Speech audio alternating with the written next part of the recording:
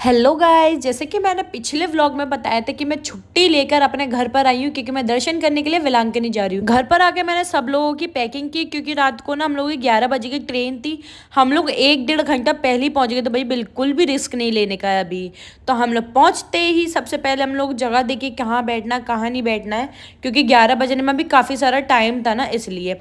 तो काफ़ी देर बाद वेट करने के बाद हम लोगों की ट्रेन आ जाती है, हम लोग बैठ जाते हैं अपनी अपनी जगह पे, क्योंकि घर से ना कोई भी खाना खाकर नहीं आया था, तो हम लोग ट्रेन में ही बैठ के खाना खा रहे थे। ये मेरी छोटी बहन पैंदनी ट्रेन में आते ही भैया आने की देर नहीं हुई, बैठने की देर नहीं हुई, उससे पहले रील बनाने लग गई। खैर ये सब छोड़ो, रात को मैं सो गई थी। सोने के बाद सीधा मेरी 11:30-12 बजे आँख खोली मेरी। फिर उसके बाद तुरंत मैं गेट पे जाके खड़ी हुई क्योंकि ना मुझे बहुत ज़्यादा गर्मी लग रही थी ना, इसलिए।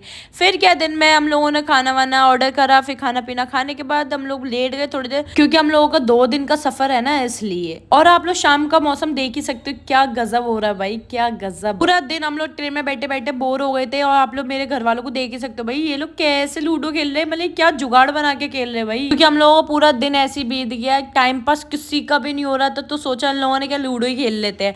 और पता है इतनी बहस हो रही थी ना लूडो के अंदर, ये एक दूसरे की गोटी मारे, तो ये अलग मेरा दिमाग खराब कर रहा था मेरे बगल में बैठ के। वैसे मैं आप लोगों को एक चीज दिखाऊंगी, ये देखना मेरे भाई ने ये क्या हालत बना रही है, मतलब अलग ही लेवल का बंदा भाई, अलग ही, मतलब डिप्रेशन होता है ना, डिप्रेशन में जा चुका है ये। और फाइनली हम लोग 2 दिन के सफर के बाद पहुंच जाते हैं चेन्नई।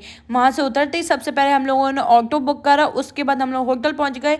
एक तो यहाँ पे ना सबकी लैंग्वेज अलग है ना, मतलब तमिलनाडु जैसी है ना, इसलिए। और एक ये मेरा भाई ऑटो वाला भैया का इतना ज्यादा मूड मार रहा था ना, इतना ज्यादा।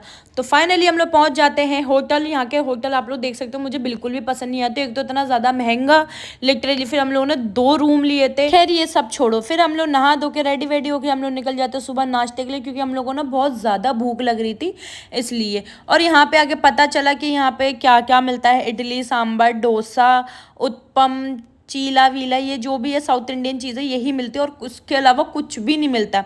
फिर उसके बाद हम लोग निकल जाते हैं मरीना बीच के लिए। और जैसे कि आप लोग देख सकते हो कि इतनी पिकट की धूप पड़ रही है भाई, बहुत ज़्यादा धूप पड़ रही थी, मन तो बिल्कुल भी नहीं था आने का, पर क्या करें, शाम को हम लोगों की ट्रेन थी ना ताम्बरम से सीधा वेलांकनी की, इसलिए हम लोगों को आना पड़ा, वरना हम लोग सीधा शाम को ही आते। खैर ये सब छोड़ो, धूप वूप तो लगती रहेगी, मैं तो भाई सीधा बीच के मजे ले रही थी।